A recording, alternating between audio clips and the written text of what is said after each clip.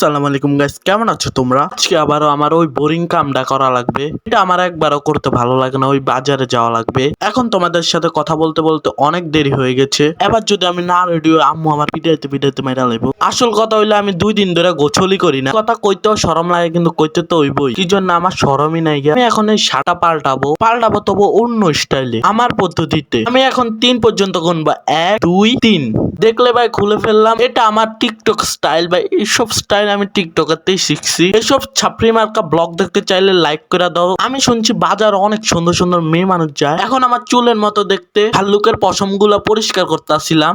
আমি এগুলা ভাল্লুকের পশমই মনে করি ভাই। এগুলা যে পরিমাণে শক্ত, এগুলো আমার পাছার মতো অনেক বেশি শক্ত। আবার ওইসব জিনিস ভেবে নিও না। এটা আমার এই চ্যানেলের ফার্স্ট ভিডিও, এই জন্য তোমরা চ্যানেলটাকে সাবস্ক্রাইব আর লাইক করে যাও। আমার এই ফার্স্ট মিনি ব্লগটা তোমাদেরকে কেমন লেগেছে এটা কিন্তু কমেন্ট করতে ভুলবে না। আবার আমি শেষমেশ বাজারে যাওয়ার জন্য রেডি হয়ে গেছি, কিন্তু আম্মু আমার যে বড় একটা লিস্ট ধরা দিছে, মনে হইতাছে পুরো বাজারটা রেলওয়ে আইতে হইব। এবার আমি আমার মাইক কত উঠতে গেছি গা, কিন্তু আমি 2 পাশে বডিগার্ড রাখছিলাম, যদি বাজার করতে যেয়ে আমাকে কেউ কিছু না করে। এখন দেখতেছি এই 2টা বডিগার্ডের চিপাই পড়ে আমি মরে যাবো গা। যে পরিমাণে হাতি বডিগার্ড। আমি এখন লাত্তি উষ্টা খেয়ে এসে বললাম বাজারে। আমার বাজারে সব কাম শেষ হয়ে গেছে, এখন আমি বাসে চলে যাব। এখন আবার সন্ধ্যা হয়ে গেছিল, এখন আমি বাসে যাই। তোমরা চ্যানেলটা সাবস্ক্রাইব আর লাইক করতে ভুলবে।